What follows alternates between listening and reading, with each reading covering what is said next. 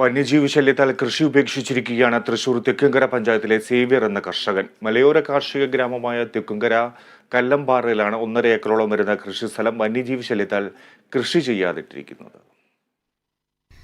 40 വർഷമായി ഈ കൃഷിയിടത്തിൽ കല്ലമ്പാറ സ്വദേശി വലിയപറമ്പിൽ സേവ്യർ കൃഷി ചെയ്ത് വരികയായിരുന്നു.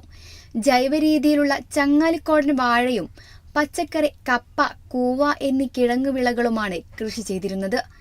എന്നാൽ ഇന്ന് കാട്ടുപന്നിയുടെയും മയിലിന്റെയും രൂക്ഷമായ ശല്യത്താൽ പൂർണ്ണമായും കൃഷി ഉപേക്ഷിച്ചിരിക്കുകയാണ്.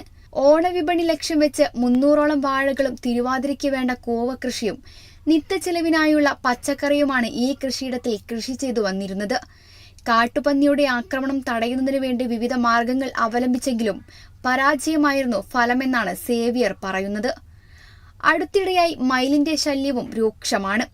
വിളകളുടെ കൂമ്പ് പോലും മയിൽ കൊത്തി നശിപ്പിക്കുന്നതായും സേവ്യർ പറയുന്നു. ഇപ്പോൾ 2 വർഷത്തിൽ കുറയാണ്ടായി കാട്ടുപന്നിയുടെ ശല്യവും മയിലിന്റെ ശല്യവും യാതൊരു സാധനവും കൃഷി ചെയ്യാൻ നിവൃത്തിയില്ല. ജീവിക്കാൻ മാർഗമില്ലാത്ത വിധത്തിൽ കടക്കാരനായി ഞാൻ ചെയ്ത് ഈ വർഷം ഒരു 19,000 രൂപയൊക്കെ ചിലതൊക്കെ വേല് കെട്ടി ഷീറ്റ് കിട്ടി ഇതൊക്കെ ഉണ്ട്. എന്നാലും ശരി കുത്തി തുറന്ന് മാന്തി ഇപ്പം സത്യം പറഞ്ഞു കഴിഞ്ഞാൽ ജീവിക്കണമെന്ന് ഉദ്ദേശമില്ലാത്ത വിധം കൃഷികൾ നശിച്ചുകൊണ്ടിരിക്കുക തന്നെയാണ്.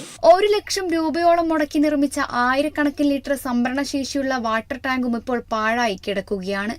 കാട്ടുപന്നികൾ കൃഷി നശിപ്പിക്കുമ്പോൾ പലപ്പോഴും ഭീമമായ നഷ്ടമാണ് സംഭവിക്കുന്നത്. കൃഷിഭവനിൽ നിന്നും യാതൊരു ആനുകൂല്യങ്ങളും ലഭിക്കുന്നില്ലെന്നും സേവ്യർ കുറ്റപ്പെടുത്തുന്നു.